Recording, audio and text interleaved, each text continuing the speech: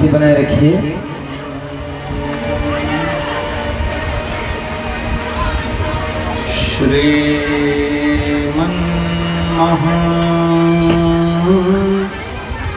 गणाधिपतये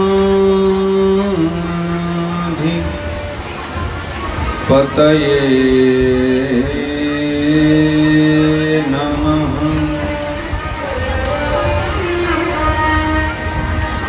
श्री गुरु चरण कमलेभ्यो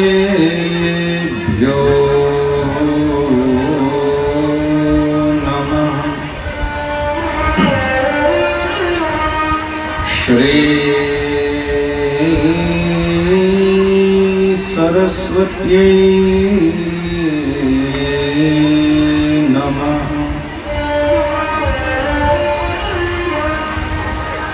नारायणं नमस्कृत्य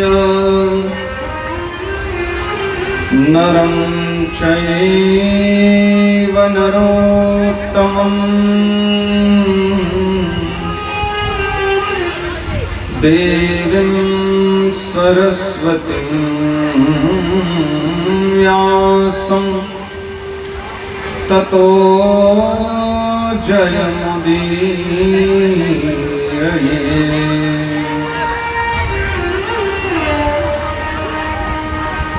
हे कृष्ण करुणा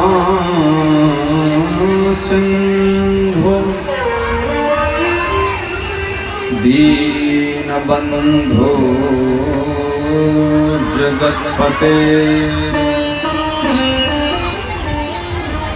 गोपेश गोपिकान्त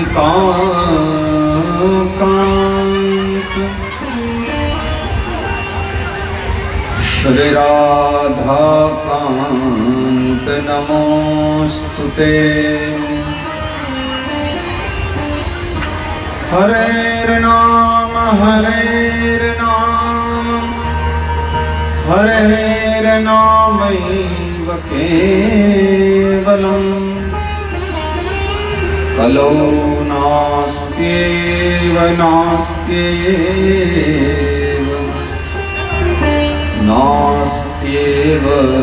गतिरन्यथा। कृष्ण प्रिय कलिमलग्न मनन्तमीड्यम्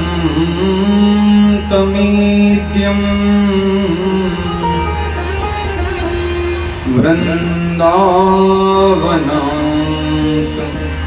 परिशोभितमत्युदारम्।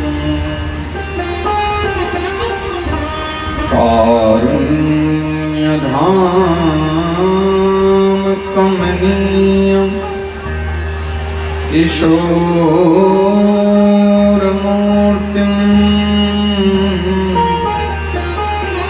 गोवर्धनं गिरिवरं प्रणमामि नित्यम्। भक्ति भक्त भगवंत गुरु चतुर्नाम बपुएत इनके पद वंदन किए नाशय विघ्न अनेक। बुद्धिहीन तनु जानिके सुमेरो पवन कुमार। बल बुद्धि विद्या देहु महि हरहु कलेश विकार। आइए हनुमंत विराजिए कथा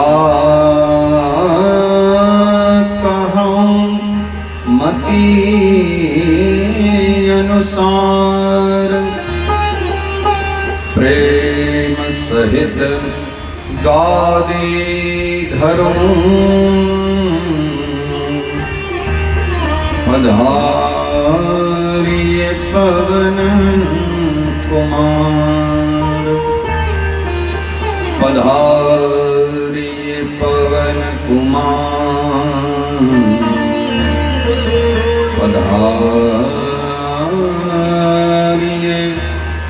पवन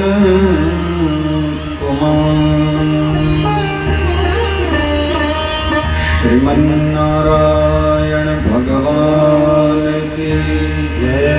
चंद्रमौल शंकर भगवान की जय। श्री गोवर्धन नाथ की जय। श्री बालकृष्ण लाल की जय। श्री विष्णु पुराण की जय।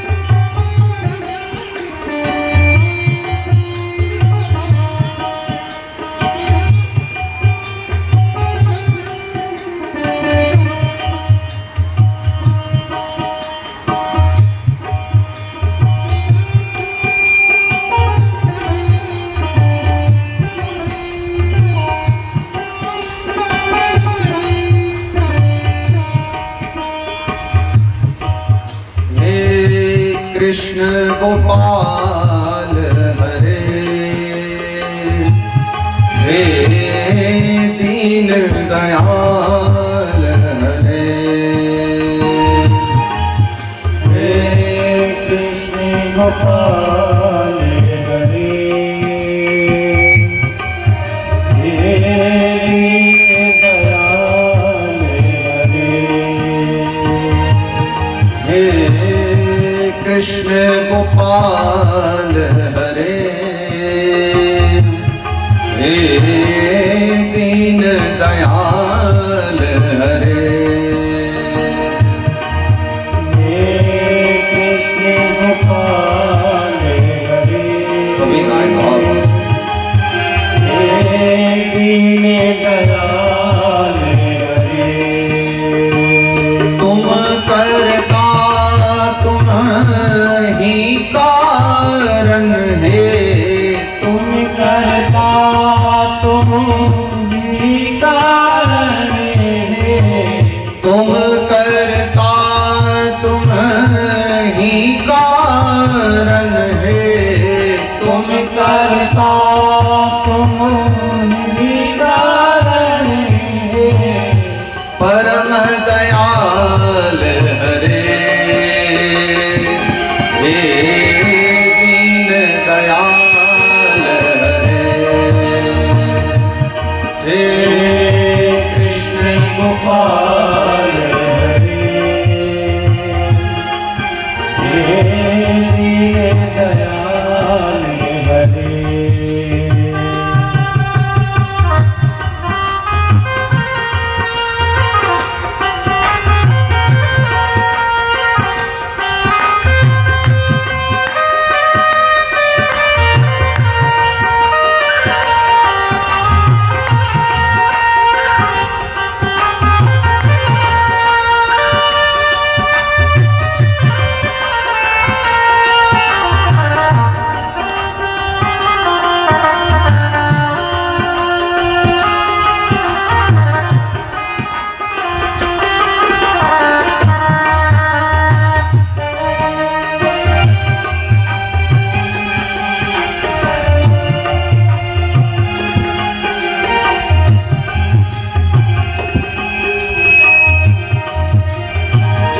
रथ हाके भूमि में और कर्म योग के मर्म बताए। रथ हाके भूमि में और कर्म योग के मर्म बताए। अजर अमर है परम तत्व यूं काया के दुख सुख समझाए। अजर अमर है परम तत्व यूं काया के सुख दुख समझाए। सखा सारथी शरणागत के सखा सारथी शरणागति के सखा सारथी शरणागत के सखा सारथी शरणागति के सदा प्रतिपाल हरे। दीन दयाल हरे। ये कृष्ण गोपाल हरे। ये दीन दयाल हरे। ये कृष्ण गोपाल हरे। ये दीन दयाल हरे।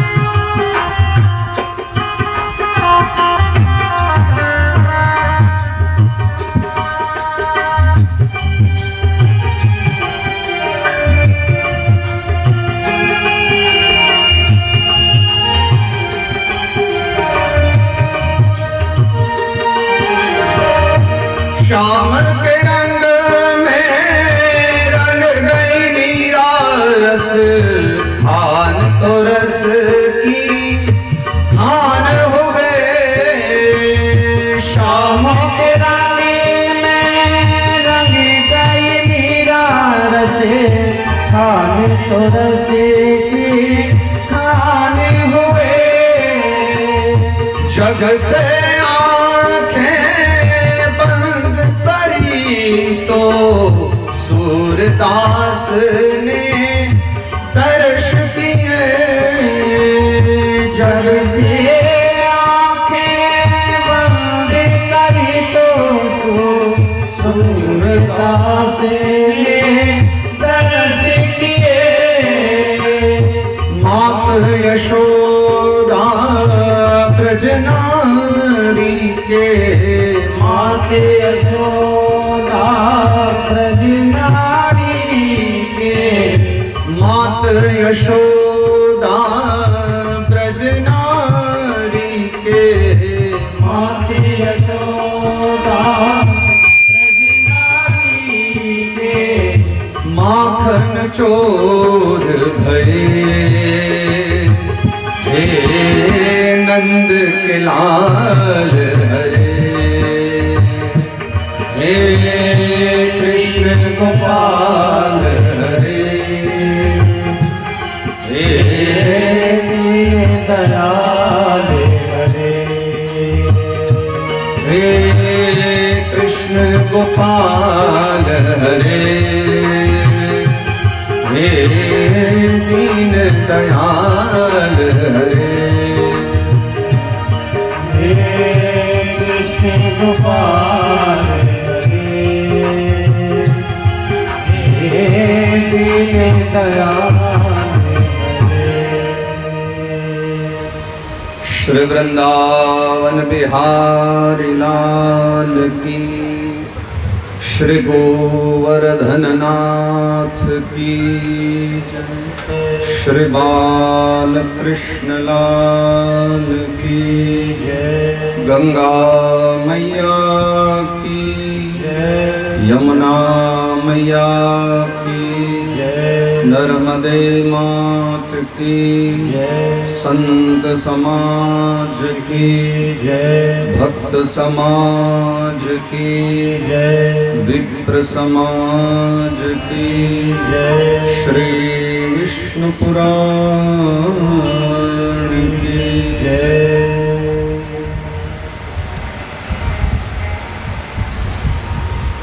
श्री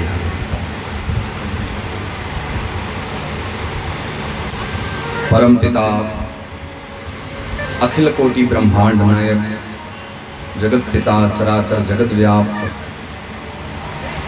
भगवान दीन बंधु दयानिधि के चरणों में बारंबार कोटि कोटि शह वंदन प्रणाम करते हुए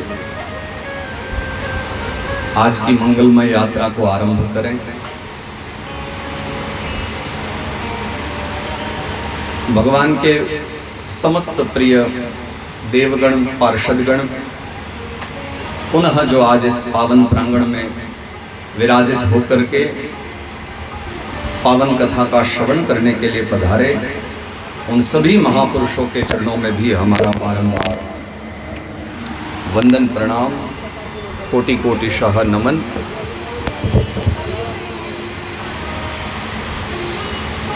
मेरे समस्त पूजनीय वृद्धजन, मेरे भाई बंधु, आदरणीय समस्त मातृशक्ति माताएं बहनें, आप सभी को भी मेरा बारंबार वंदन प्रणाम। सभी को भावपूर्ण हृदय से सादर जय सिया राम, सादर जय श्री कृष्णा। हर हर महादेव, हर हर महादेव।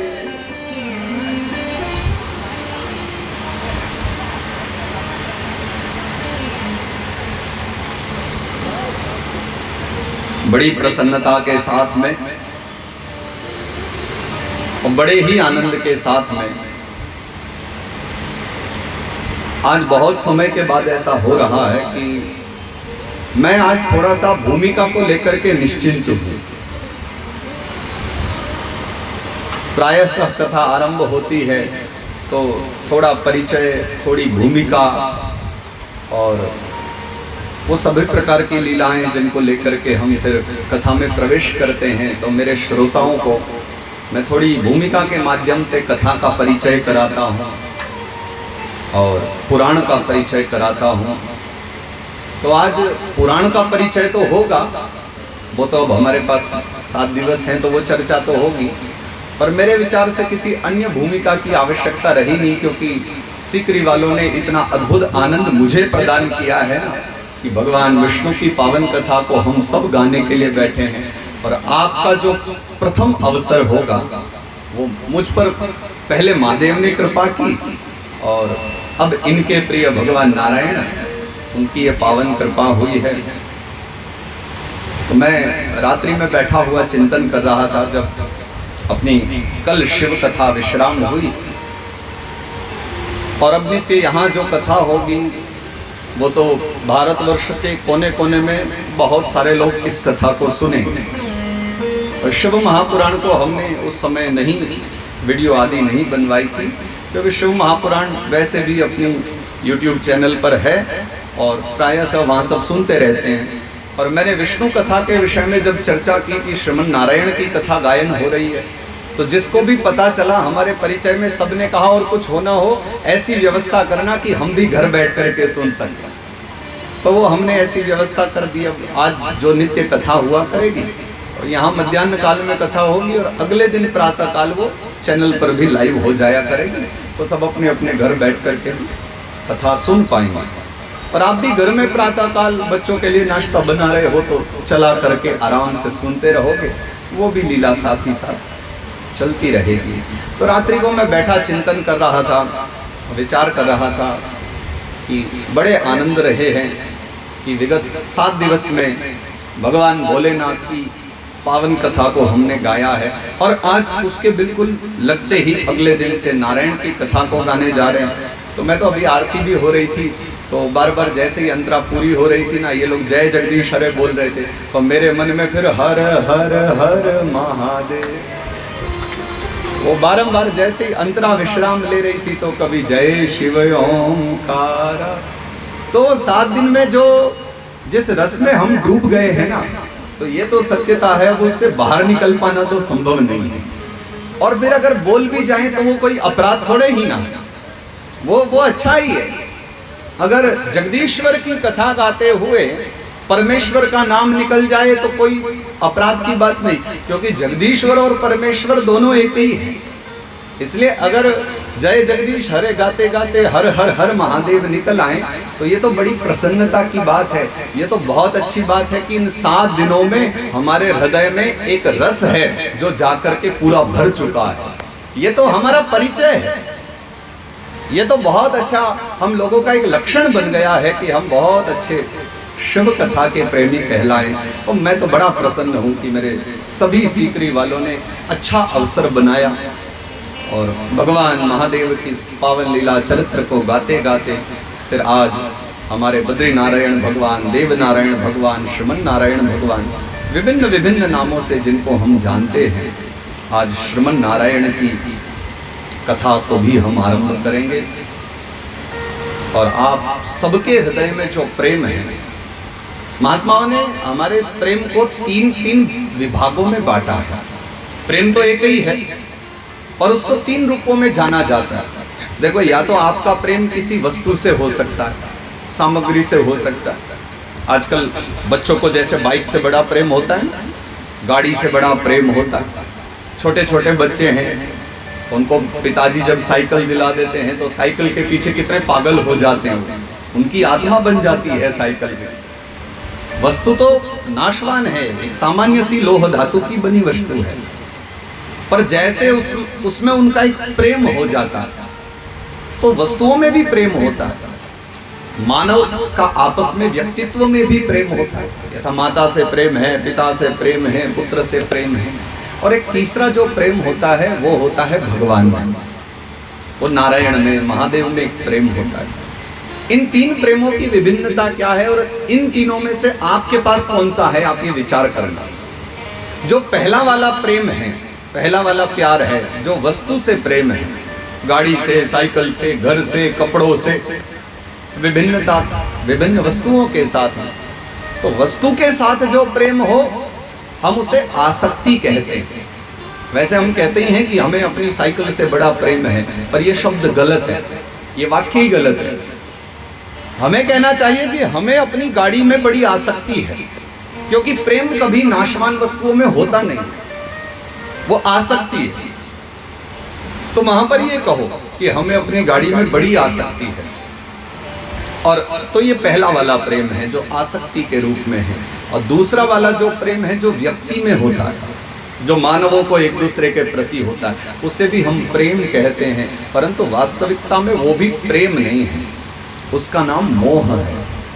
तो व्यक्तियों में जो होता है वो मोह है। इसलिए हम जब कहते हैं ना कि अगर माँ भी अपने बच्चे से प्रेम करती है तो वो ममत्व है, वो ममता है। प्रेम मुश्किल है, प्रेम वहाँ भी संभव नहीं, बहुत मुश्किल है।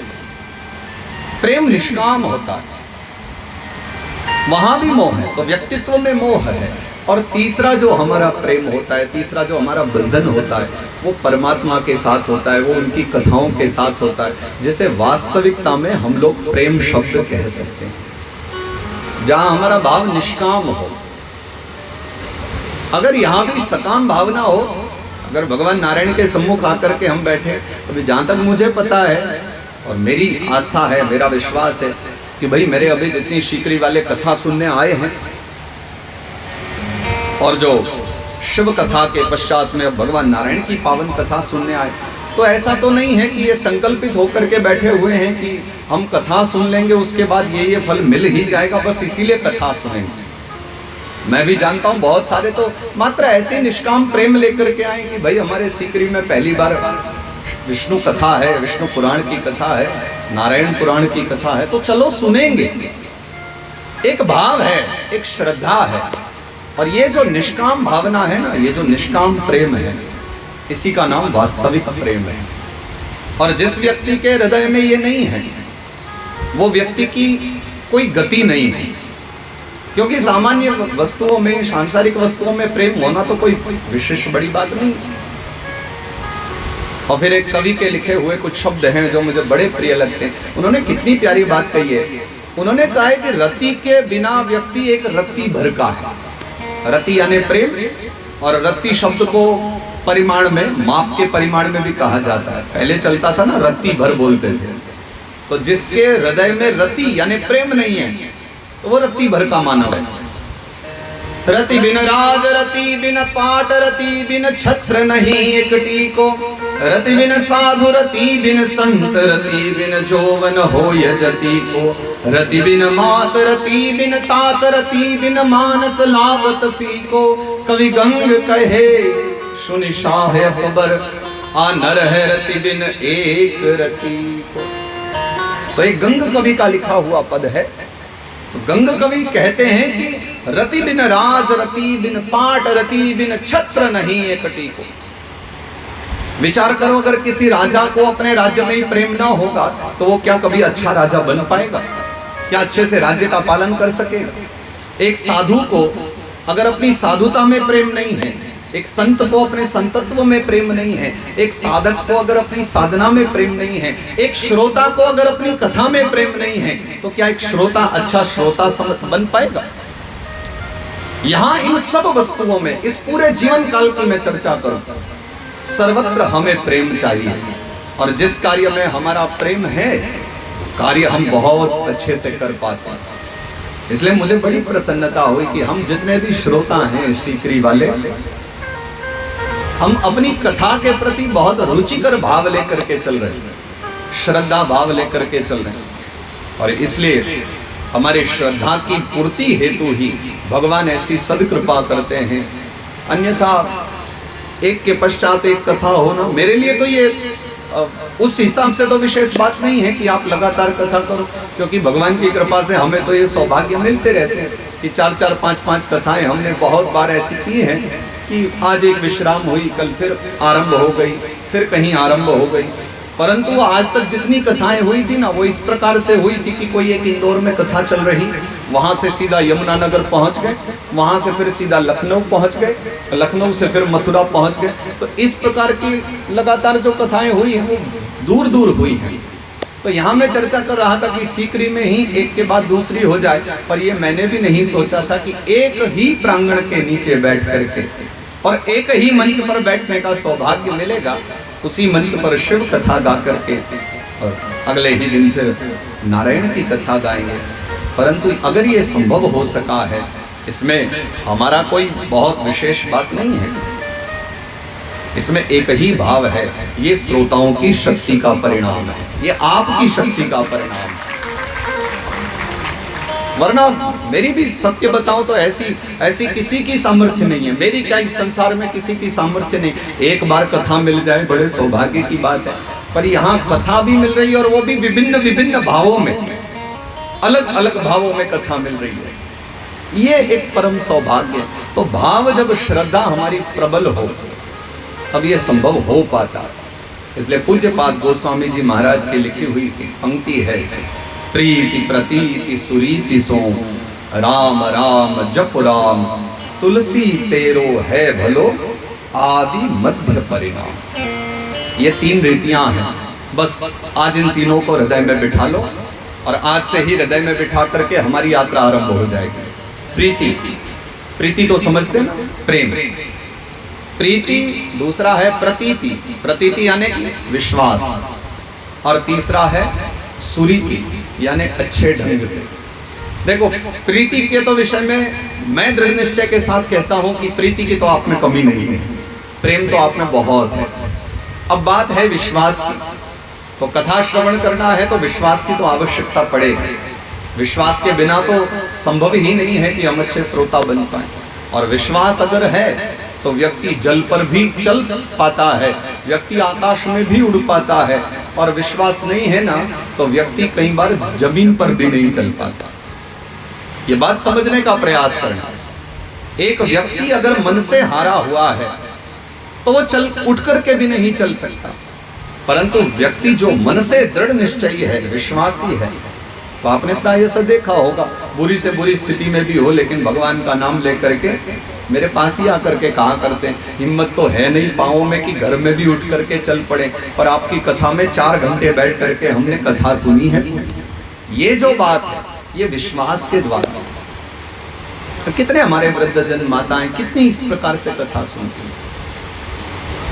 मैं श्रद्धा के विश्वास के विषय में अगर बतलाऊं तो एक ऐसे ही बहुत दिव्य कथा चल रही थी श्रीमद् भागवत महापुराण में, और भागवत जी की जब कथा होने लगी तो एक वृद्धा माता जी, एक बूढ़ी माता जी कथा होने के बाद में आई मंच पर और कहा कि महाराज जी आपसे मैंने कथा सुनी है और आपकी कथा सुन करके मुझे विश्वास हो गया है कि भगवान हमारा ध्यान रखते हैं अगर पूरी श्रद्धा विश्वास से हम उनकी कथा सुने। मेरे घर में कोई बेटा नहीं है। तो पूछा कि फिर माँ क्या चाहती हो, आपकी इच्छा क्या है? अब आपको कोई पुत्र चाहिए, कोई सेवा करने वाला चाहिए वृद्धावस्था में? बोले नहीं नहीं उसकी तो कोई ज़रूरत नहीं है, वो तो बवाल हो जाएंगे, जीवन में आएगा तो और सरदर्दी है, बस खाने पीने की व्यवस्था ठीक ठाक होती रहे। अब आपकी कथा में तो लिखा भी है, भगवान ने खुद कहा है कि अनन्यास चिंतयन्तो माम ये जना पर्युपासते तेषां नित्याभियुक्तानां योगक्षेमं वहाम्यहम्। आपके भगवान ने तो यही कहा है ना कि जो अनन्य चित्त होकर के मेरा भजन करता है ऐसे व्यक्ति का ध्यान मैं रखता हूं। तो चलो मैं आज से भगवान का ही स्मरण करूंगी, आप कुछ ऐसी व्यवस्था करा दो कि मेरे खान पान की व्यवस्था हो जाए। अगर मैं भगवान का नाम दूंगी तो मेरी रोटी की व्यवस्था वो कर देंगे। अब बताओ पंडित जी भला ऐसी बात का क्या जवाब दें? क्योंकि कभी कभी ऐसा होता है कि हमारे जो श्रोता होते हैं ना, ये वक्ता से कहीं ज्यादा अधिक श्रेष्ठ होते हैं। ये वक्ता जो कहते हैं ना, वक्ता तो फिर भी लिखी हुई को बोल देंगे, जो पढ़ा है जो अध्ययन किया है वो बोल देंगे, पर श्रोताओं में इतना भाव होता है कि साहब वो तो जो लिखा है ना उसको अपने जीवन में चरितार्थ करके दिखाते हैं, वो जो है उसको बता देते हैं। तू कहता आंखों की देखी, तू कहता कागज की लेखी, और मैं कहता आंखों की देखी। ये अनुभव है श्रोता का। तो कभी कभी वक्ता से उच्च कोटि के श्रोता भी होते। अब माता जी ने प्रार्थना की, बूढ़ी माता ने कहा कि आप भगवान का पता लिख करके दे दो, मैं भगवान से प्रार्थना करूंगी, भाई मेरे घर दाल रोटी भिजवा दिया करेंगे, पता दे दो। अब पंडित जी परेशान की, भगवान का क्या पता लिख करके दो? वो कह दिया कि हरि व्यापक सर्वत्र समाना, भगवान तो सब जगह है। तो बूढ़ी माता ने कहा कि ज्यादा बरगलाओ मत, अब हमें पागल मत बनाओ, अब चुपचाप पता लिख करके दे दो भगवान का। अब तो मैं भगवान के पास ही चिट्ठी भेजूंगी कि वही मेरी व्यवस्था करेंगे। अब माता जी पीछा न छोड़े। पंडित जी बोले उतर तो जाने दो नीचे। बोले तभी उतरोगे जब पता लिख करके दोगे, और तब तक नीचे भी नहीं उतरने देंगे। तो पंडित जी ने अपनी कागज कलम उठाई और कागज कलम उठा करके उसमें पता लिख दिया, श्रीमन नारायण भगवान वैकुंठ धाम क्षीर सागर। और ये पता लिख करके कागज में माता जी को दे दिया कि ये भगवान का पता है। अब उस पते को लेकर के माता जी घर चली गई। और श्रद्धा भावना देखियो, भगवान के प्रति अटूट आस्था देखो कि माँ को पक्का विश्वास है कि अगर मैं भगवान से सहायता मांगूंगी तो वो करेंगे। इसलिए उन्होंने एक बच्चे को बुलवाया और एक कागज लेकर के उसको कलम लेकर के कहा कि ये जितनी सामग्री मैं बोलती जाऊं उसमें लिखता चल।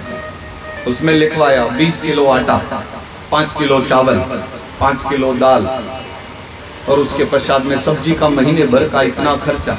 ये दरवाजे की कुंडी टूटी हुई है उसके लिए लिख 2 रुपए अलग से। और एक एक करके घर में जो परेशानियां थी उसका एक बिल बनवा करके, पर्चा बनवा करके, तैयार करके फिर उसको एक लिफाफे में डाला। और लिफाफे में फिर लड़के ने पूछा कि मैया कहाँ भेजना है, तो मैया ने वो पर्ची निकाल करके दे दी जो पंडित जी ने दी थी। ये इस पे जो पता लिखा है ना, ये पता डाल दो। और बच्चे ने जब वो पता पढ़ा तो हंसने लग गया। बोले मजाक कर रही हो क्या? बोले क्या, कैसा मजाक? भगवान को भेजना है, आज से वही मेरा ध्यान रखेंगे। मैं जप करूंगी, नाम जपूंगी और वो मेरा ख्याल रखेंगे, तो ये नाम इस पर पता लिख देते। अब बच्चे ने माँ की बात मान करके वो पता वो पत्रिका के ऊपर में लिख दिया, और वो जो पत्रिका है उसको जा कर के बच्चे ने, लाल कलर का वो डब्बा रहता है डाकिए वाला, जहाँ डाकिया लेने आता है, पोस्ट ऑफिस के बाहर टंगा रहता है, तो उसमें डाल दिया। अब डाकिया ने आकर के उसमें से वो पत्र निकाला और पत्र को लेकर के वो चला गया, ऑफिस में ले जाकर जमा कर दिया। अब ऑफिस में उनकी छटाई होने लगी, कौन सा राजस्थान जाएगा, कौन सा उत्तर प्रदेश में जाएगा, कौन सा हरियाणा जाएगा, कौन सा गुजरात जाएगा, विभिन्न विभिन्न किए जाते हैं। तो जितने भी राजस्थान वाले पत्र थे वो इकट्ठे कर लिए गए। उसके बाद में फिर छटाई होती है कि इसमें से भरतपुर कौन से जाएंगे, अलवर कौन से जाएंगे, कोटपुतली कौन से जाएंगे, वानसुर कौन से जाएंगे, फिर ये अलग अलग छटाई होती है। फिर वो वाली छटाई होने लगी। तो ये जब छटाई हो रही थी तब उसमें एक पत्र मिला क्षीर सागर वैकुंठ धाम का, और जिसने वो पत्र को देखा वो सबको दिखाने लग गया कि भैया ये क्षीर सागर का पत्र है, ये बताओ इसको देने कौन जाएगा, किस में सामर्थ्य है कि इस पत्र को लेकर के वहां क्षीर सागर तक जाकर के इस पत्र को जगह पर पहुंचा दे। तो कुछ हंसने लगे, कुछ मजाक उड़ाने लगे, कुछ प्रेम भरी दृष्टि से देखने लगे।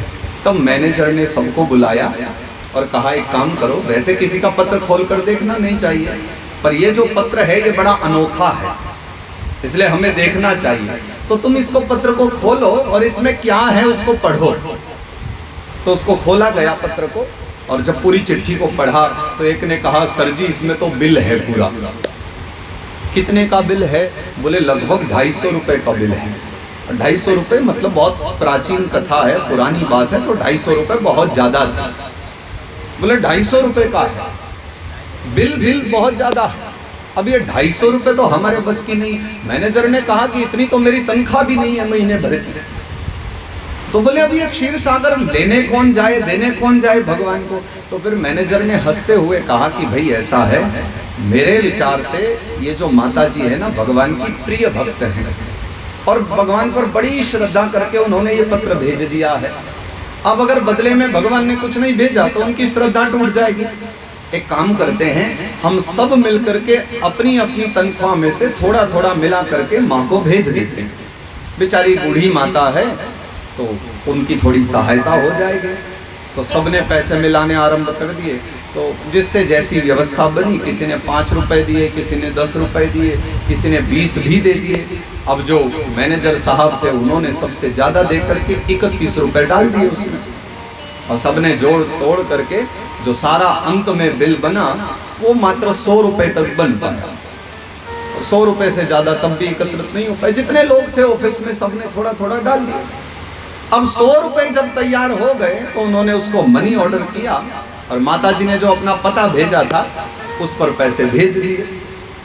और जब डाकिया वो मनी ऑर्डर लेकर के आया और माताजी को पैसे थमाए हाथ में, और माताजी ने पैसे गिन करके देखे, पहले तो बड़ी प्रसन्नता हुई कि देखो मैंने कहा था ना कि भगवान मेरी सुनेंगे। भगवान ने पैसे भेज दिए हैं। पर माताजी ने जैसे ही 100 रुपए देखे कि 100 आए हैं, माताजी का तो हृदय दुख गया कि मंगवाए 250 थे और आए 100 रुपए। ये तो गड़बड़ हो गई। चलो कोई बात नहीं, 100 आ गए हैं तो अभी तो बहुत समय का अपना खर्चा निकल जाएगा। अब अगली बार जब व्यवस्था होगी तब की तब देखी जाएगी। और तब तक तो घर की जितनी व्यवस्थाएं थी वो कर ली। जो आटा दाल चावल लाना था खूब घर में भर लिया, और कुछ समय के पश्चात फिर एक पत्र लिखा, फिर से घर की सारी सामग्री की लिस्ट बनाई, और तब उस पत्र में लिख दिया कि भगवान आपका पिछली बार का भेजा हुआ मनी ऑर्डर मिल गया, और आपने जो पैसे भिजवाए थे वो भी प्राप्त हुए। पर एक गड़बड़ हो गई कि भगवान आपने वैकुंठ से 250 रुपए भिजवाए थे और मेरे पास 100 ही रुपए आए। 150 रुपए तो ये डाक खाने वाले खा गए हैं। सो अगली बार कृपा करना कि किसी और माध्यम से पैसे भेजने की कृपा करें, क्योंकि बीच में ये लोग पैसे खा जाते हैं और पूरे पैसे हमारे तक आते नहीं हैं। सो बड़ी गड़बड़ हो जाती है। सो आप कृपा करना कि अगली बार किसी और माध्यम से पैसे आ जाए। और अगर ये लीला होना संभव है ना, तो ये भी एक ही है, श्रद्धावान लभते ज्ञानम, श्रद्धा के द्वारा ही संभव है। अच्छा, अज्ञानता में ये सब हो सकता है, परंतु श्रद्धा के साथ प्रेम के साथ। दूसरा जो नियम है ना वो विश्वास का है। तो ऐसा भी विश्वास मत करना, ये तो विश्वास कर लो कि भगवान व्यवस्था कर रहे हैं, पर ये वाला विश्वास मत कर लेना कि डाकिया हमारे खा गए हैं। क्योंकि बीच बीच में जिनको लगता है ना कि ये खा गए होंगे, कभी कभी जो दिखता है वास्तविकता में उन्हीं के द्वारा हमें बहुत कुछ प्राप्त हो रहा होता है। जिन संतों के यहाँ, जिन महात्माओं के यहाँ जाकर के हम 10 रुपए दे देते हैं ना, तो ये मत विचारो 10 चले गए, ये विचार कर लो कि अब बदले में बहुत कुछ आने वाला है, हम बहुत कुछ प्राप्त कर रहे हैं। इसलिए पहला जो नियम है प्रेम, प्रेम के साथ प्रतीति यानी विश्वास। और तीसरा जो नियम है वो है सुरीति। सुरीति का तात्पर्य होता है अच्छे ढंग से, मतलब गा करके। जैसे अब तक 7 दिवस से आप और हम सब मिल करके गा रहे हैं ना, तो वैसा आपका प्रेम देख करके कुछ बड़े प्यारे भाव हैं। जैसे आप सभी प्रेम में पग करके, प्रेम में लग करके बड़े भाव से सबने कथा का श्रवण किया है, वैसे ही आगे भी करनी है। और जैसा मैंने देखा है कि सबका मन तो अब श्री हरि की कथा में बड़े भाव प्रेम से लगा ही है। प्रेमी तो सभी बन गए और होंगे क्यों नहीं। जब दो प्रेमी आपस में बनते हैं तो फिर प्रेम तो उपजता ही है। और हम आकर के हरि की कथा का गान करें और प्रेम उत्पन्न ही ना हो, ये संभव कैसे है? तो कथा का प्रभाव है। प्रेमी के प्रेम पथ पर, बड़े प्यारे शब्द हैं संत के गाए हुए। प्रेमी के प्रेम पथ पर मन हो गया दीवाना। प्रेमी के प्रेम पर मन हो गया दीवाना। प्रेमी के प्रेम पथ पर मन हो गया दीवाना। प्रेमी के प्रेम पथ पर मन हो गया दीवाना। अब तो लगी लगन ये, अब ये लगन छूटने वाली नहीं है। कथा भले ही 7 दिन बाद विश्राम हो जाए, पर लगन सदा सदा के लिए। अब तो लगी लगन ये मिट्टी में मिल जाना। अब तो लगी लगन ये मिट्टी में मिल जाना। बाकी सब तो 8वें दिन के हिसाब से चल रहा है, पर यह अनुभव करा रहा है कि आज कथा का पहला दिन है। पहले दिन कुछ कुछ ऐसा ही हुआ करता है कथाओं में, जैसा आज आप अनुभव करा रहे हो। अब तो लगी लगन ये मिट्टी में मिल जाना। अब तो लगी लगन ये मिट्टी में मिल जाना।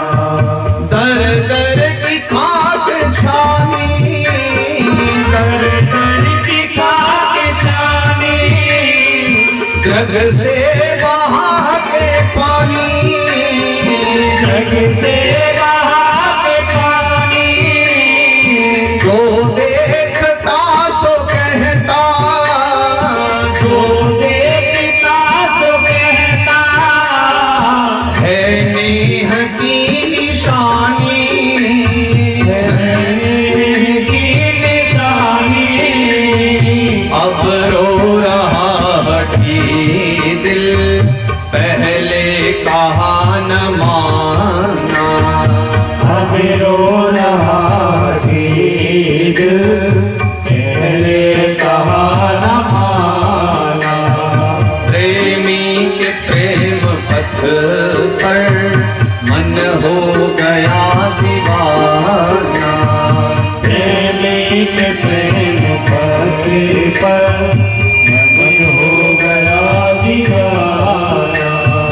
मन हो गया दीवाना, मन हो गया दीवाना। श्रीमन नारायण भगवान की जय। आओ मंगलाचरण कर लें।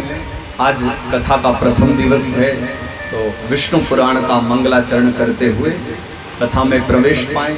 और उसके बाद आज अधिक समय तो नहीं लेंगे क्योंकि आप सभी ने भी बड़ा परिश्रम किया है। उस दिन भी बड़े धूमधाम से कलश यात्रा निकली थी और आज भी कोई कमी नहीं रही। आज तो माताएं भी हमारी बहुत उत्साह से सब कलश यात्रा में गई और इतनी गर्मी में भी भगवान परीक्षा पूरी लेते हैं। कथा में मौज करा देते और कलश यात्रा में खूब परीक्षा ले लेते। आज भी वही हुआ है। देखो, कलश यात्रा में पूरा परिश्रम कराए और अब कथा में बैठ गए तो आप स्वयं ही देख लो क्या परिस्थिति है। तो ये तो परमात्मा की लीला, खूब बढ़िया दर्शन हम लोग कर ही रहे हैं। तो मंगलाचरण कर लेते हैं और भगवान के विराट स्वरूप का दर्शन करते हुए, हृदय में दर्शन करते हुए कथा के माध्यम से फिर आज कथा को विश्राम देंगे और कल से नियत समय पर ही हमारी कथा रहेगी। तो भगवान का मंगलाचरण करते हैं। यथा श्रीमद् भागवत कथा सुखदेव महामुनि ने राजा परीक्षित को सुनाई है। यथा शिव महापुराण कथा भगवान भोलेनाथ ने माता पार्वती को, नंदीश्वर ने सनत कुमारों को श्रवण कराई, ब्रह्मा जी ने नारद जी को सुनाई, उसी प्रकार ये जो विष्णु पुराण की कथा है ये पाराशर मुनि ने मैत्रेय मुनि को सुनाई है। पाराशर मुनि के विषय में आप जानते होंगे, भगवान वेद व्यास जिन्होंने 18 पुराणों की रचना की है, उन वेद व्यास जी के पिता हैं पाराशर मुनि। वो इस कथा के वक्ता हैं। और विदुर जी महाराज की जो कथा भागवत जी में आपने सुनी होगी, विदुर जी महाराज मैत्रेय ऋषि के पास जाकर के ज्ञान प्राप्त करते हैं। वो मैत्रेय जो ऋषि हैं वो इस कथा के श्रोता हैं। तो इन दोनों श्रोता वक्ताओं को नमन करते हुए भगवान को वंदन करें, मंगलाचरण करें। नारायणं नमस्कृत्य नरं चैव नरोत्तमं देवीं सरस्वतीं व्यासं ततो जयमुदीरये। नारायणं नमस्कृत्य नरं चैव नरोत्तमं। नरों में उत्तम भगवान नर को नमन है। परम पिता परमेश्वर भगवान नारायण को नमन है। हमारी जो बुद्धि की देवी हैं, जिनके द्वारा ज्ञान हमें मिलता है, जो ज्ञान की देवी हैं, ऐसी माता सरस्वती को प्रणाम है। देवीं सरस्वती व्यासम। तत्पश्चात श्री विष्णु पुराण के लेखक भगवान वेद व्यास को बारंबार कोटि नमन। और नमन करते हुए मंगलाचरण में कहते हैं कि ततो जयमुदीरये। इसके पश्चात में हम सभी को जय जयकार करनी चाहिए। तो एक बार भाव से सभी जय जयकार करें। श्रीमन्नारायण भगवान की जय। बद्री नारायण भगवान की जय। भगवान नारायण का दिव्य स्वरूप है, भगवान का विराट स्वरूप है। श्रीमन नारायण भगवान के शरीर में 14 भुवनों का निवास है। अनंत कोटि जो ब्रह्मांड हैं वो सभी भगवान के शरीर में व्याप्त हैं। इसलिए भगवान का एक नाम है अखिल कोटि ब्रह्मांड नायक। जो भी अखिल कोटि ब्रह्मांड हैं, जितने भी विभिन्न प्रकार के ब्रह्मांड हैं, जिन ब्रह्मांडों में विभिन्न प्रकार की योनियां बसती हैं, उन सभी ब्रह्मांड के अधिपति भगवान को हमारा नमन है। कथा में वर्णन है ये जो सारा विश्व है ये हमारे विराट भगवान का स्वरूप है। पीछे आप जिनका दर्शन भी कर पा रहे हैं, भगवान नारायण का एक स्वरूप है, विराट स्वरूप। कथा में इनके विषय में वर्णन है। पाताल में तस्य ही पादमूलम पठन्ति पार्ष्णि प्रपदेर शातलम। जो 7 नीचे के लोक हैं, जो हमारी भूमंडल है, हमारी धरती है, 7 लोक इसके ऊपर हैं और 7 लोक इसके नीचे हैं। यथा अतल वितल सुतल रसातल तलातल महातल और पाताल, ये नीचे के लोक हैं। और ऊपर भू भुव स्वह महा जन तप और सत्य। भूलोक, भुवरलोक, स्वरलोक, महरलोक, जनलोक, तपलोक और अंत में सत्यम लोक जिसे कहा गया, सत्यलोक। तो भगवान विराट स्वरूप का जो मस्तक है वो सत्यलोक है और भगवान विराट के जो चरण हैं वो पाताल लोक है। और इसी भावना को गाते हुए और 2 मिनट पूज्यपाद श्री गोस्वामी जी महाराज के द्वारा मानस में रचित जो पंक्तियां हैं, जिन पंक्तियों में भगवान विराट के स्वरूप का वर्णन है, मिलकर के 2 मिनट सभी भाव से गा लें। पद पाताल शीश अज धामा, पद पाताल शीश अज धामा, पद पाताल शीश अज धामा, पद पाताल शीश अज धामा, अपर लोक अंग अंग विश्रामा, अपर लोक अंगे विश्रामा, अपर लोक अंग अंग विश्रामा, अपर लोक अंगे अंगे विश्रामा। पद पाताल, भगवान के जो चरण हैं, जो पद हैं, वो पाताल स्वरूप हैं। शीश अज धाम, अज का मतलब होता है ब्रह्म, अज धाम यानी कि ब्रह्मलोक, ब्रह्मधाम। और भगवान का जो मस्तक है वो ब्रह्मलोक है। तो प्रायः हम जो कथाओं में चर्चा करते हैं ना, वैकुंठ लोक की चर्चा है, स्वर्ग लोक की चर्चा, ब्रह्मलोक की चर्चा, इन सबका दर्शन करने के लिए कहीं जाने की आवश्यकता नहीं।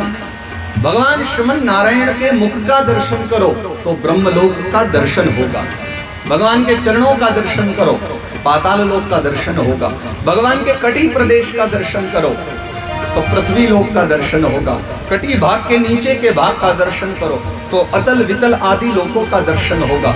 कटी भाग से ऊपर के अंगों का दर्शन करो तो भूर लोक, भुवर लोक, स्वर लोक आदि जितने लोक हैं उन सब लोकों का दर्शन होगा। तो भगवान विराट में सभी जितने भी लोग हैं सब व्याप्त हैं, सब बसे हुए हैं। ये कथा आदि में, महात्म्य में, विष्णु पुराण में वर्णित की गई है। इस भगवान के विराट स्वरूप को, जिसका प्रतीकात्मक दर्शन भी आज हम सभी कर रहे हैं, और जिनकी कृपा से ही व्यक्ति देश काल परिस्थिति के बंधन से मुक्त हो जाता है। यथा भगवान नारायण के 3 भक्त हैं जिनको देश काल परिस्थिति का कोई भान नहीं है और भगवत कृपा से ही वो इनसे मुक्त हो गए हैं। यथा नारद बाबा की हम कथा सुनते हैं, जिनके ऊपर देश का बंधन नहीं है, ये कहीं भी चले जाते हैं। भगवान शुकदेव के ऊपर काल का बंधन नहीं है, सनकादिक मुनियों के ऊपर काल का बंधन नहीं है, ये सदा सर्वदा एक रूप में रहते हैं।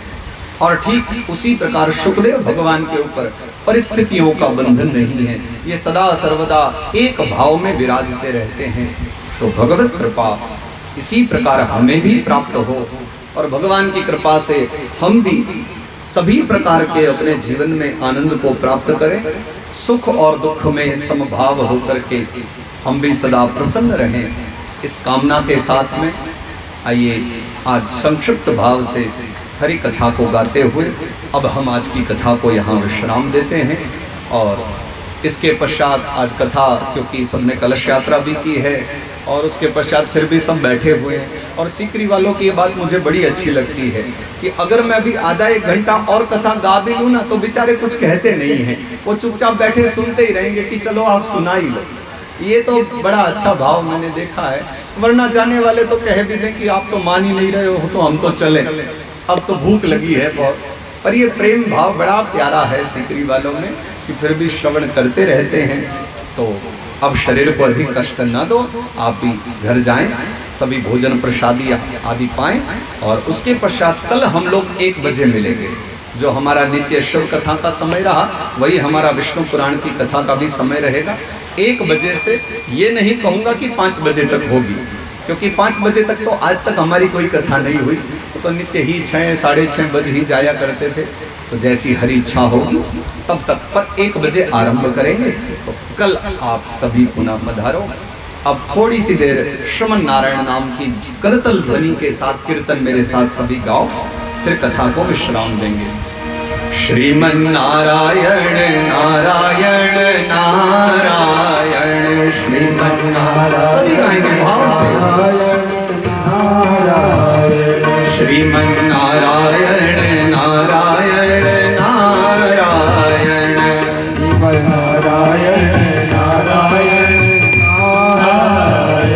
भज मन नारायण नारायण